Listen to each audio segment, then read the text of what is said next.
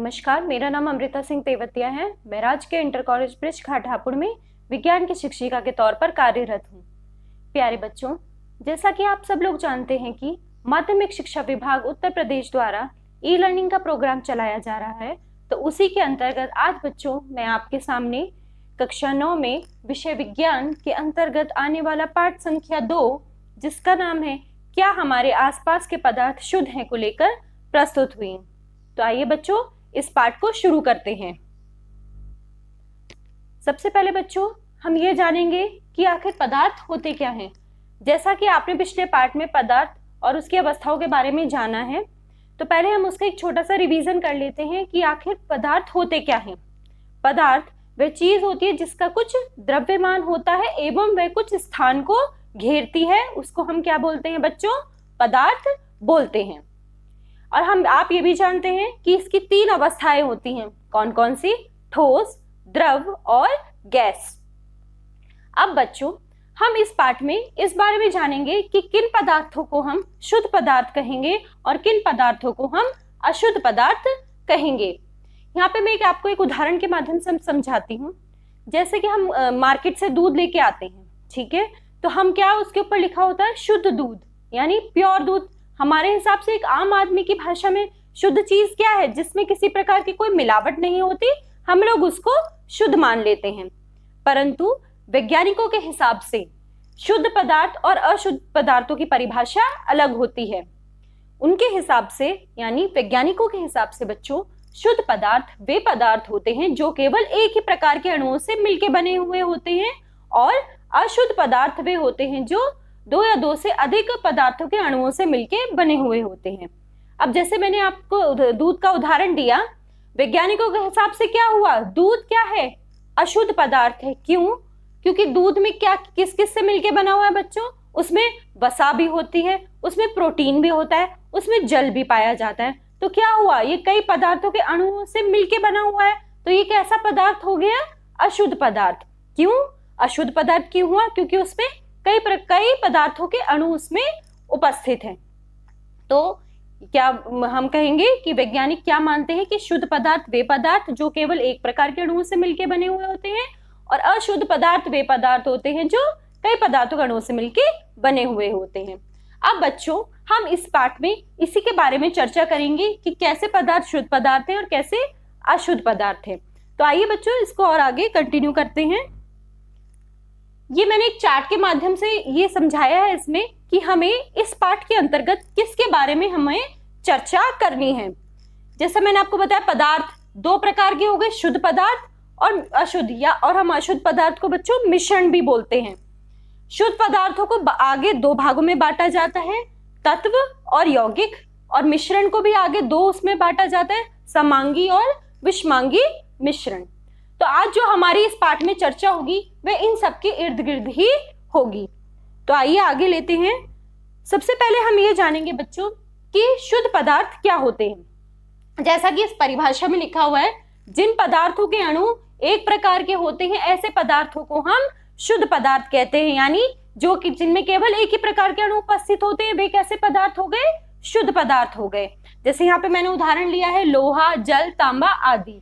लोहे का एक उदाहरण कैसे? लोहा है तो उसमें सिर्फ किसके अणु हैं? लोहे के ही अणु उसमें उपस्थित है, तो वो कैसा पदार्थ हो गया? शुद्ध पदार्थ हो गया। ऐसे ही तांबा हो गया, क्या उसमें सिर्फ किसके अणु हैं?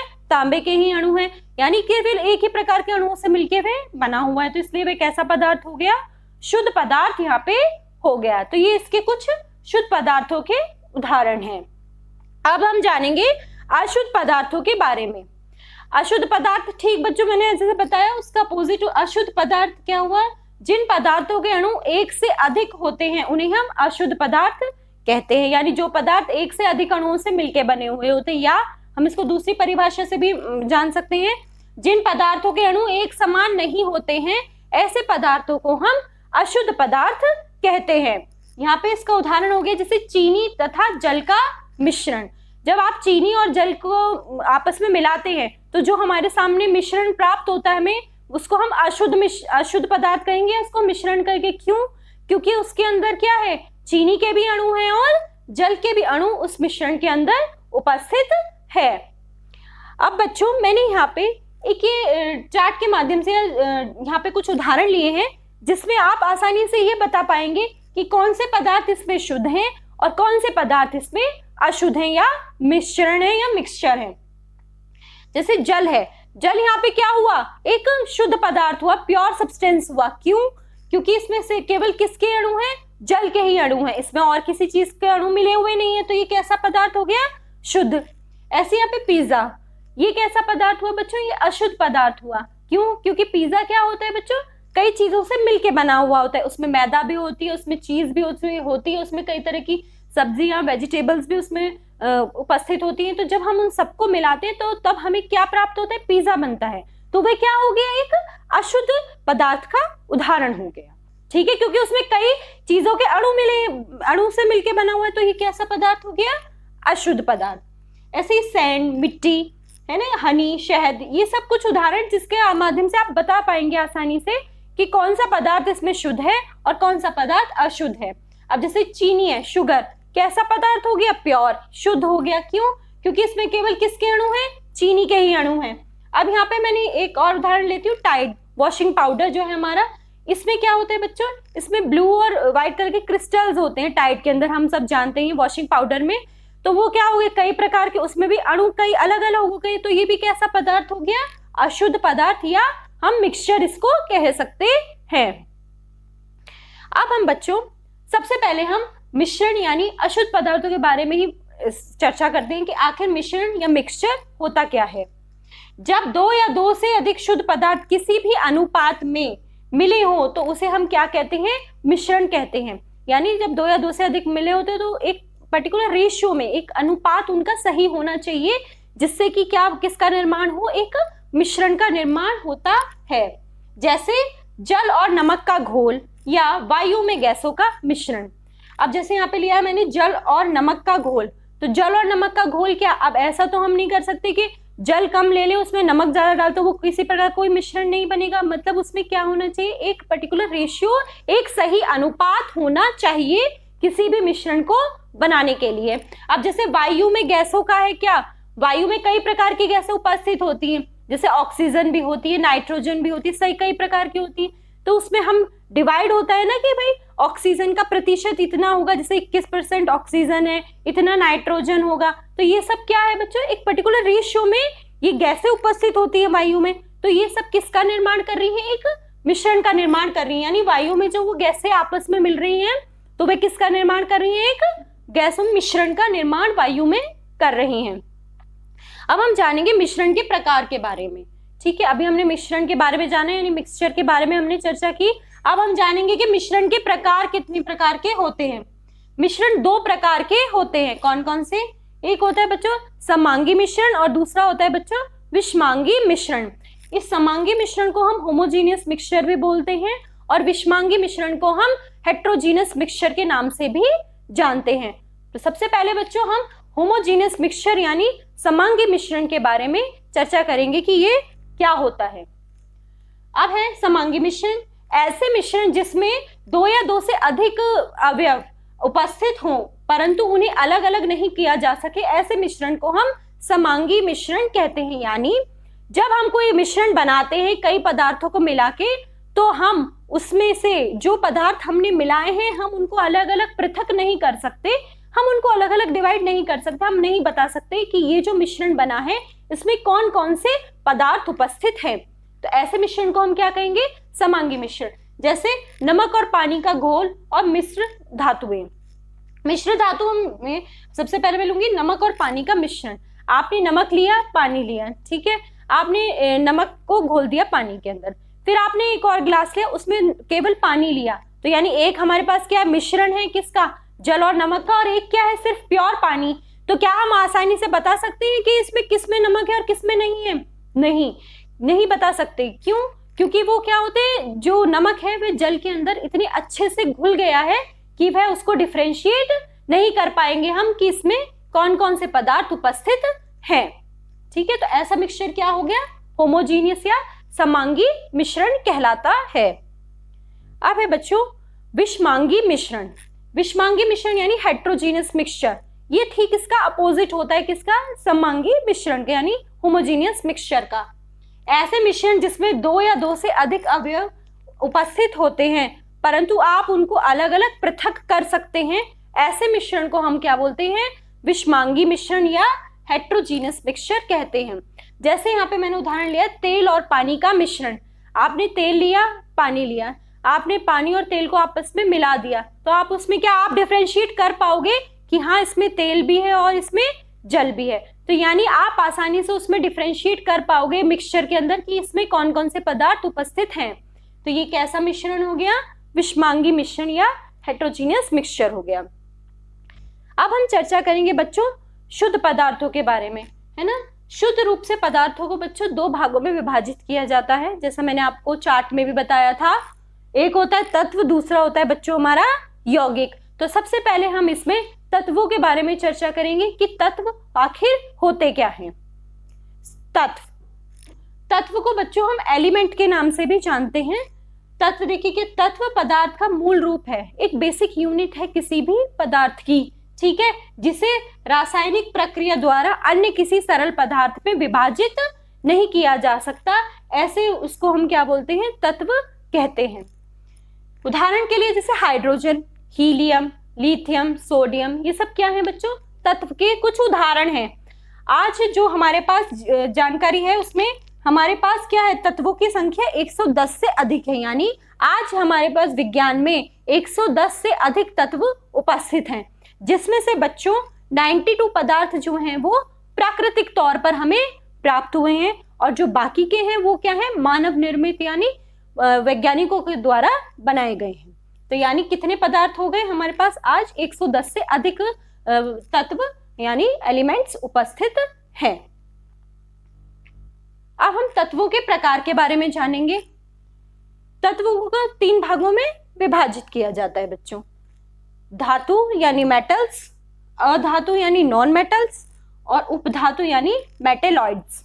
अब हम इसमें एक एक के बारे में चर्चा करेंगे कि मेटल्स क्या होते हैं, नॉन मेटल्स क्या होते हैं और मेटेलॉइड्स क्या होते हैं।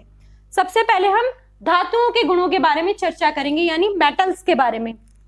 ये चमकीली होती है, चमकीली मतलब शाइन करती है। जो ये धातु होती है, मेटल्स होते हैं, ये क्या होते हैं बच्चों? ये चमकते हैं, शाइन करते हैं। दूसरा, ये ताप तथा विद्युत की सुचालक होती है, यानी ये गुड कंडक्टर होते हैं किसके? हीट एंड इलेक्ट्रिसिटी के। तीसरा, ये तन्य होती है। तन्य क्या मतलब? आप इसको पीट पीट कर एक तार के फॉर्म में भी इसको आप कन्वर्ट, एक वायर के फॉर्म में भी इसको कन्वर्ट कर सकते हो, उसका एक तार के फॉर्म में भी इसको बना सकते हो। ये आघातवर्ध्य होती है। आघातवर्ध्य मतलब आप इसको ठोक पीट कर भी एक प्लेट के फॉर्म में भी इसको आप बना सकते हो, एक चपटा इसको हम कर सकते हैं। किसको? मेटल्स को। ये प्रतिध्वनिपूर्ण होती हैं। अब बच्चों इसमें उदाहरण है मेटल्स के कौन कौन से? सोना, चांदी, तांबा, सोडियम इत्यादि। ये कुछ किसके उदाहरण हो गए बच्चों? धातुओं के उदाहरण हो गए। जैसे यहाँ पे आप देख सकते हैं, मैंने डायग्राम से बताया है, यहाँ पे गोल्ड, प्लैटिनम, कॉपर, ये सब किसके उदाहरण है? मेटल्स के ये कुछ उदाहरण हैं। अब हम जानेंगे बच्चों अधातुओं के गुणों के बारे में। अब अधातुओं के गुणों के बारे में हम जान लें। ये विभिन्न रंगों में होती हैं, ठीक है। ये ताप और विद्युत की कुचालक होती है। वो तो सुचालक होती है मेटल्स, ये कुचालक होते हैं। ये चमकीली, प्रतिध्वनिपूर्ण और आघातवर्ध्य नहीं होती है, यानी ना तो आप इनको तार के फॉर्म में कन्वर्ट कर सकते हो और ना ही आप इसको चपटा बना सकते हो किसी चीज से ठोककर। इसका उदाहरण है बच्चों जैसे hydrogen, oxygen, iodine, carbon, chlorine. ये क्या है? ये कुछ नॉन मेटल्स के यानी अधातुओं के यहाँ पे उदाहरण हैं। जैसे मैंने यहाँ पे डायग्राम से समझाया है, ये कुछ क्या है? हमारे नॉन मेटल्स यानी अधातु में, ठीक है बच्चों। अब हम जानेंगे उपधातु के बारे में, यानी मेटेलॉइड्स। कुछ तत्व बच्चों ऐसे होते हैं जो धातु एवं अधातु दोनों की प्रॉपर्टीज को शो करते हैं, तो ऐसे पदार्थों को हम क्या बोलते हैं? हम उपधातु कहते हैं। जैसे बोरोन, सिलिकॉन आदि, ये सब क्या है बच्चों? उपधातु के कुछ उदाहरण है, यानी मेटेलॉइड्स के कुछ एग्जांपल्स हैं। अब हम जानेंगे यौगिक के बारे में। यौगिक, ठीक है, अभी हमने तत्वों के बारे में चर्चा की, एलिमेंट्स के बारे में। अब हम यौगिक यानी कंपाउंड्स भी बोलते हैं हम इनको। अब हम कंपाउंड्स के बारे में जानेंगे कि यौगिक क्या होते हैं। एक यौगिक वह पदार्थ होता है जो 2 या 2 से अधिक तत्वों के नियत अनुपात के में रासायनिक तौर पर क्रिया करने से जो पदार्थ बनता है वो क्या कहलाता है? हमारा यौगिक कहलाता है। यानी दोबारा समझाती हूँ मैं, जब दो या दो से अधिक तत्वों को हम आपस में मिला देते हैं तो उनमें जो रासायनिक क्रिया होती है उसके बाद जो हमारे पास तत्व निकल कर आता है वो क्या कहलाता है? हमारा यौगिक। क्योंकि उसमें क्या हो गए? दो या दो से अधिक तत्व आपस में मिल गए हैं। अब यहाँ पे जैसे मैंने उदाहरण लिया है जल का। जल में कौन कौन से तत्व होते हैं? हाइड्रोजन और ऑक्सीजन, दो होते हैं। तो यानी जल किसके मिलने से बना होता है? हाइड्रोजन और ऑक्सीजन के मिलने से ये बना हुआ होता है। ऐसे ही सोडियम क्लोराइड, सोडियम क्लोराइड में क्या हो गया? सोडियम और क्लोरीन। तो ये किसके उदाहरण हो गए बच्चों? यहाँ पे यौगिक के ये उदाहरण हो गए, कंपाउंड्स के ये एग्जाम्पल हैं यहाँ पे। ठीक है, अब बच्चों हम जानेंगे कि मिश्रण और यौगिक में क्या अंतर होता है। ये बच्चों मेनली ये क्वेश्चन एग्जाम में भी पूछा जाता है कि मेन डिफरेंस क्या है मिश्रण में और यौगिक में, क्या अंतर है।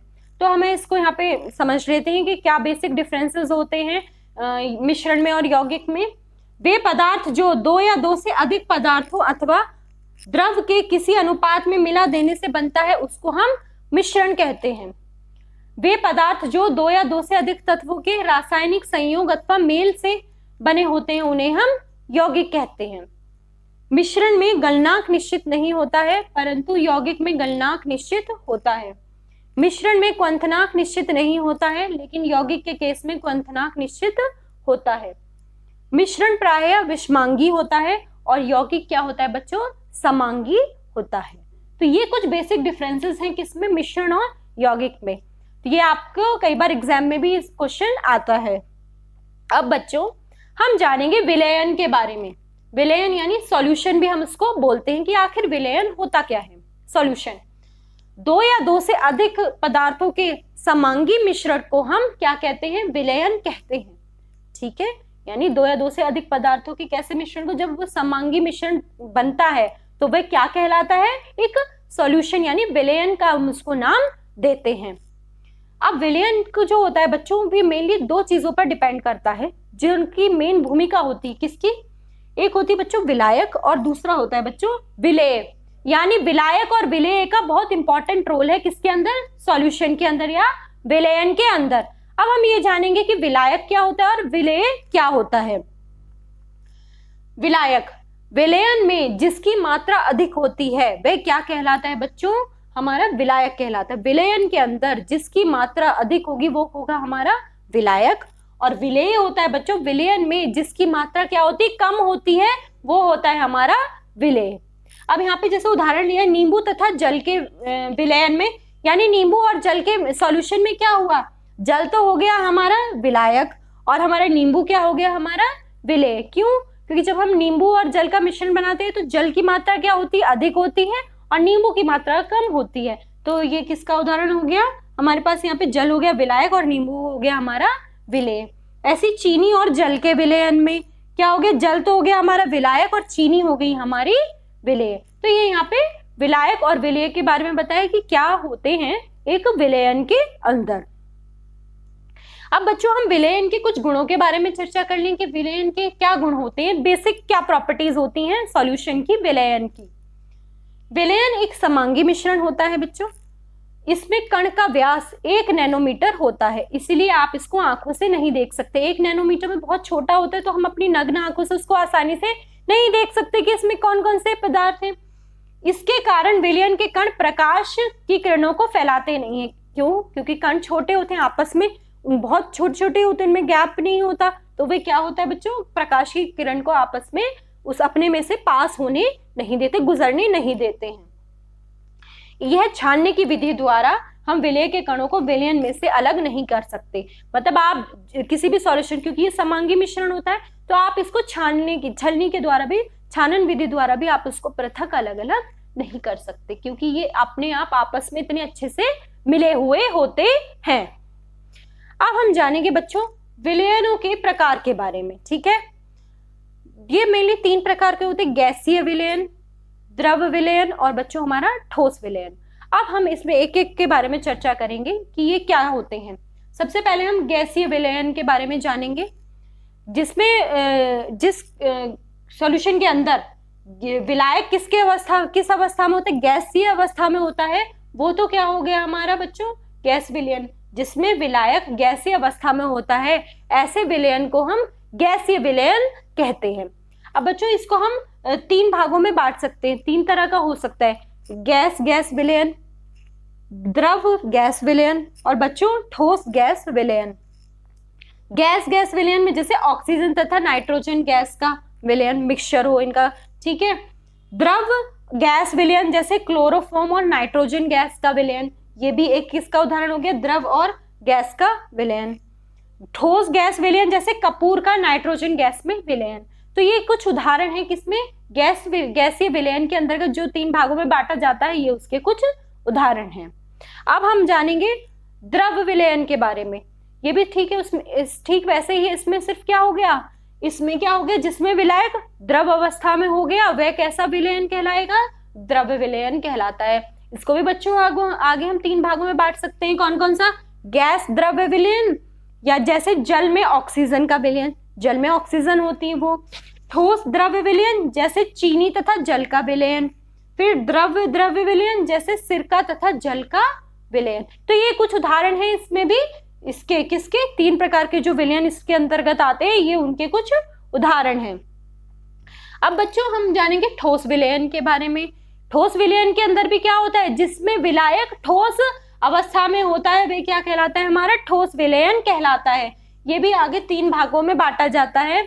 ठोस विलयन जैसे जिंक तथा लोहे का विलयन, ठीक है। गैस ठोस विलयन जैसे हाइड्रोजन का पैलेडियम में विलयन। और द्रव ठोस विलयन जैसे पारा और सोडियम का विलयन। ये कुछ उदाहरण है इस ठोस विलयन के अंतर्गत जो आते हैं। अब हम जानेंगे बच्चों विलयन की सांद्रता के बारे में, यानी कंसंट्रेशन ऑफ अ सॉल्यूशन क्या होता है।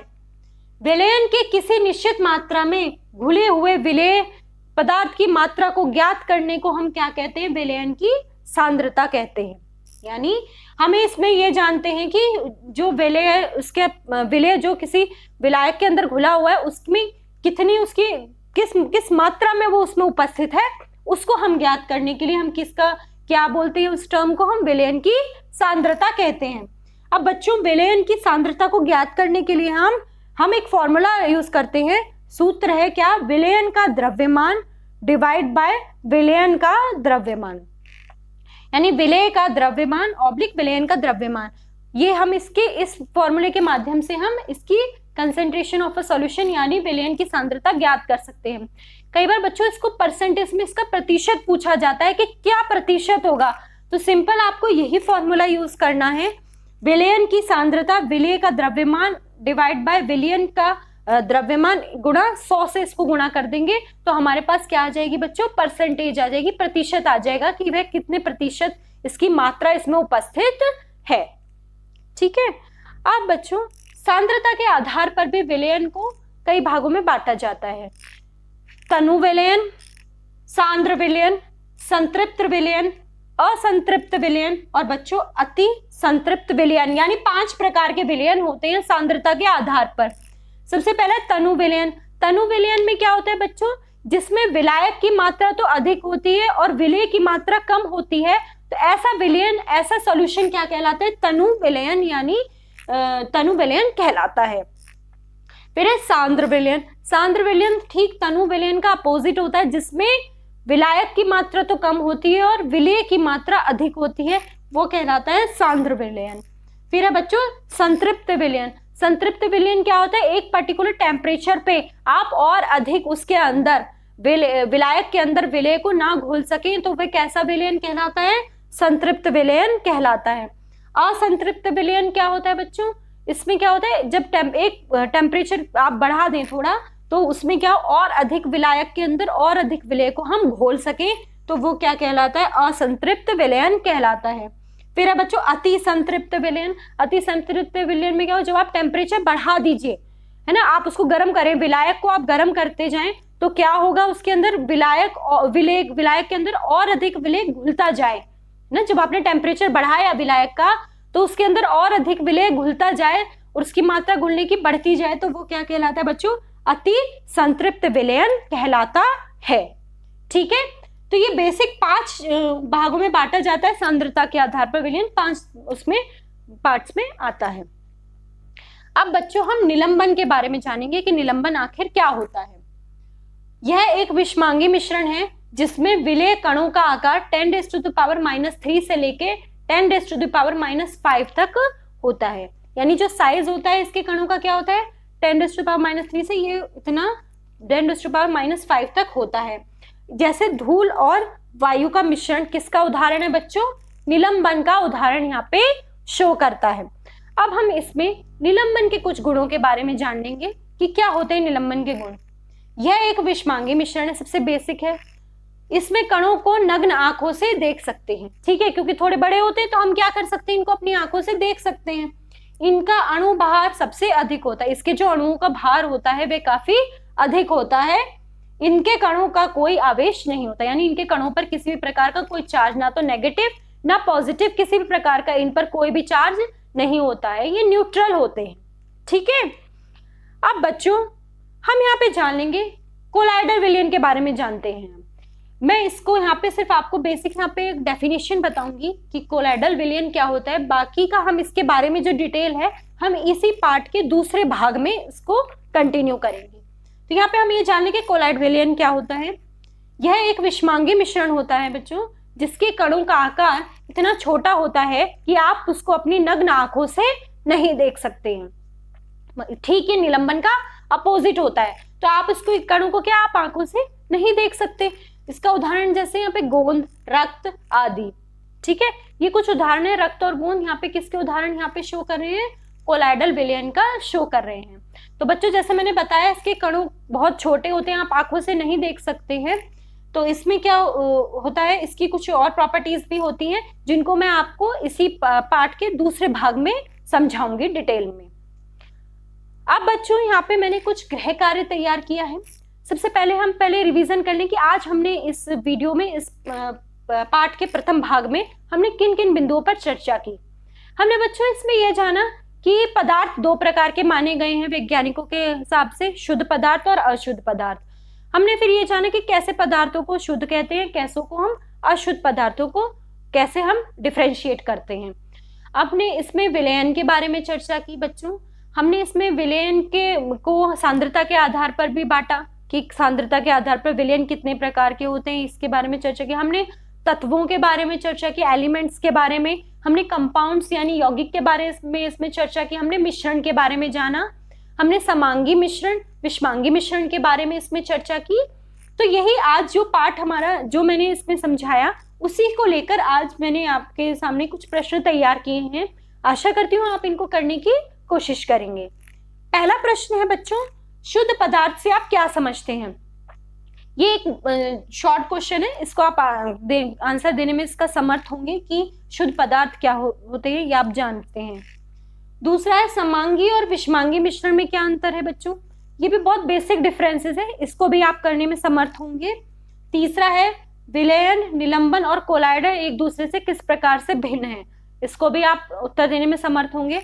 और बच्चों चौथा क्वेश्चन है, अपने आसपास की वस्तुओं को शुद्ध पदार्थों या मिश्रण से अलग करने का प्रयत्न करें। ये बच्चों एक एक्टिविटी बेस्ड क्वेश्चन है। इसमें आपको क्या करना है, आपके घर में ही आपको आसपास अपने चारों तरफ शुद्ध पदार्थ और अशुद्ध पदार्थ यानी मिश्रण और शुद्ध पदार्थ आपको मिल जाएंगे, तो आप उसमें आसानी से डिफरेंशिएट कर पाएंगे कि कैसे पदार्थ शुद्ध हैं और कैसे पदार्थ अशुद्ध हैं। तो ये आपको अपने घर में भी शुद्ध पदार्थ और मिश्रण आसानी से मिल जाएंगे। तो ये एक एक्टिविटी बेस्ड क्वेश्चन है, इसको आप करने में समर्थ होंगे। तो बच्चों इसी के साथ मैं यहाँ पे अपनी वीडियो समाप्त करती हूँ और आशा करती हूँ कि आपको जो भी कुछ आज इस पाठ के प्रथम भाग में मैंने पढ़ाया वह आपको समझ आया होगा। इसी के साथ बच्चों धन्यवाद।